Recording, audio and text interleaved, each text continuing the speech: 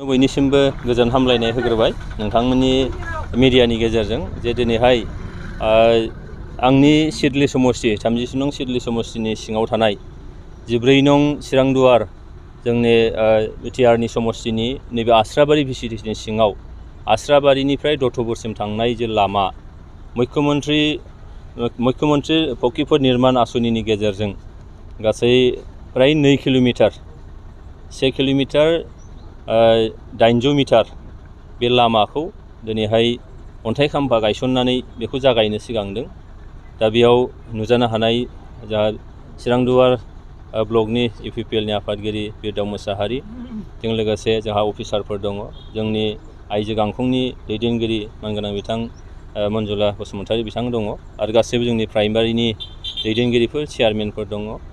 बयनिसिमबो गोजोन हामलायनाय होदों। आङो जोबोद गोजोननाय मोन्दों जे जोंनि आसामनि chief minister doctor Himanta Biswa शर्माया आसामखौ जौगासार आसाम खालामनायनि थागिदाजों मोनफ्रोमबो ओनसोलखौ लामा सामानिफ्राय लानानै गासैबो बिथिङाव जौगासारनायनि मोनसे कानेक्टिभिटिखौ थिक खालामनो थाखाय बे आसनिखौ होदों। 50 किल'मिटार साफ्रोमबो एमएलएनो बेखौ चान्स होनाय जादों। आङो नैबे आस्राबारिनिफ्राय दत्तपुरसिम थांनाय जे लामा बेयो मोनसे बायग्लिलांबाय, लामाया जोबोद गाज्रि जाबाय। बेखौ गोदानै लुफामफिननायनि थाखाय जि मोनसे आसनि बेखौ लानाय जादों। मिजिं खालामदों बेजों नैबे ओनसोलनि थांनाय गोलाव समनि जिफोरखौ लामाखौ लानानै जि जेंनामोन बियो दिनैनिफ्राय हयथ' निस्सय जोबगोन। आरो बे लामायाव बोसोरब्रैनि मोनसे मेन्टेनेन्सनि बाथ्रा दङ।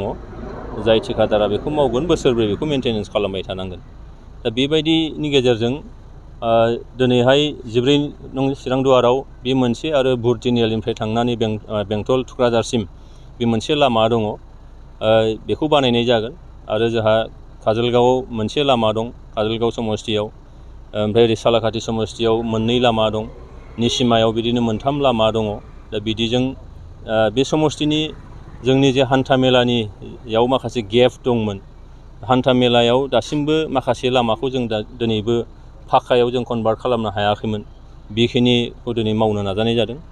बिनि अनगायैबो जोंहा बे समष्टियाव दंफांनि दालांखौ नोङो फाक्कायाव कनभार्ट खालामनायनि थाखाय 18टा दालाङा निस्सय नैबे खम समनि गेजेरावनो जागोन। आरो बिदिजों कमिउनिकेसननि जिफोर गेप दङ बे गेपखौ निस्सय गैया खालामनानै जौगानायखौ मोजाङै लांनायनि थाखाय मुख्यमन्त्री बिथांनि जि सिमां बे सिमाङा निस्सय मोगथां महर मोनगोन। आरो बेजों जोंनि बिटिआर ओनसोलनि जे जौगानायनि जे हाबाफारि बियो जोबोद मोनसे रिपिडलि जागोन होननानै आंहा फोथायनाय दं। 2 बोसोरनि गेजेराव जोङो बुंनांगोन जे बे 2 बोसोराव बिराद मोनसे चेलेन्जजों फैनाय जादों। बिटिआर सरकारखौनो होन बा आसाम डक्टर हिमन्त बिश्व शर्मा दैदेननाय सरकारखौनो होन, मानोना बे बोसोरनैयाव कभिडजों मोनसे नाख्रेबजानाय मोनसे थासारि। बे आसामनिल' बाथ्रा नङा, बिटिआरनिल' बाथ्रा नङा, बियो भारत आरो मुलुगावनो कर'नाजों नाख्रेबजानानै मोनसे राहा गैयै मोनसे थासारिमोन। खिन्थु बिनि गेजेरावनो जोंनि भारतनि गाहाय मन्त्रि नरेन्द्र मदिनि दैदेननाय, आसामाव डक्टर हिमन्त बिश्व शर्मा मुख्यमन्त्रिनि दैदेननाय आरो बिटिआरनि प्रमद बर' बिथांमोननि इयुन नोजोर गोनां मोनसे थांखिनि गेजेरजों दिनै आसामा बै जेंनानिफ्राय बायजोआव फैनानै दिनै नैबेफोरबायदि लामा मोनसे समष्टियाव 50 किल'मिटार लामा, मोनसे समष्टियाव नोङो दंफांनि दालांखौ फाक्कायाव कनभार्ट खालामनायनि जे सिमांफोर, अरुण'दय आसनिजों गेजेरजों दिनैहाय गैजायै मानसिफोरखौ जिबायदि मोनसे राङारि मदद होनाय, मैया आरो लन्च खालामबावबाय जे मुख्यमन्त्री आयुष्मान अहम मोनसे आसनि, जायनि गेजेरजों जायफ्रा नोङो रेशन कार्ड थागोन बे रेशन कार्ड थानाय मानसिफ्रानो अट'मेटिकेलि 2 कार्ड बिथांमोना मोननो हागोन। मोनसेया जाहैबाय आयुष्मान अहम आरो आयुष्मान भारत। बेयाव 5 लाखनि मोनसे स्किम थागोन, जायजों बिथांमोनहा केसलेस मोनसे एमाउन्टखौ बिथांमोना गावनि देहानि ट्रिटमेन्टखौ लानो हागोन। बेयाव माखासे हस्पिटालफोर थिक खालामनाय जादों। बेयो जोंनि भारत सरकार, आसाम सरकार आरो बिटिआर सरकारनिफ्राय जिबायदि जौगानायखौ रिपिड रेटआव लांनो नागिरनाय बेफोरनि मोनसे बिदिन्थि।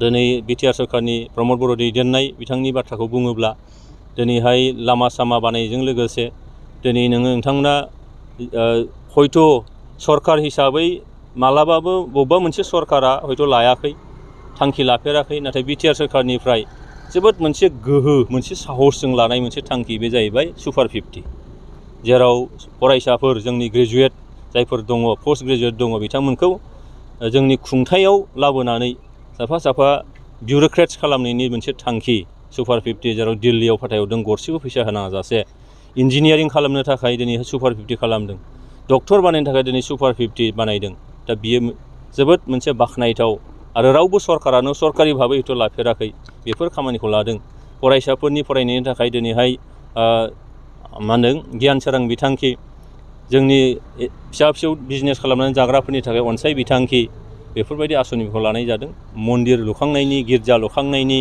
बेबायदिनो नोङो मस्जिदखौ लुखांनायनि थाखाय आसाम सरकारा दिनै आसाम दर्शननि गेजेरजों काभार खालामनो नागिरदों दा बेफोर थांखिफ्रा जोबोद मोनसे बाख्नायथाव आरो सिगाङाव हयथ' जाफेराखै बे दिनै जोंनि सरकारा बे बोसोरनैनि गेजेराव बेखिनि थांखिखौ लादों मिजिं खालामदों बेजों रायजो राजाफ्रा सरकारजों निस्सय टाचाव फैगोन आरो सरकार होननाय बुस्थुआ जे रायजोजों बेसेबां सोमोन्दो थानांगौ नैबे सरकारनि दिनाव रायजोफ्रा निस्सय फिल खालामगोन आं फोथायो।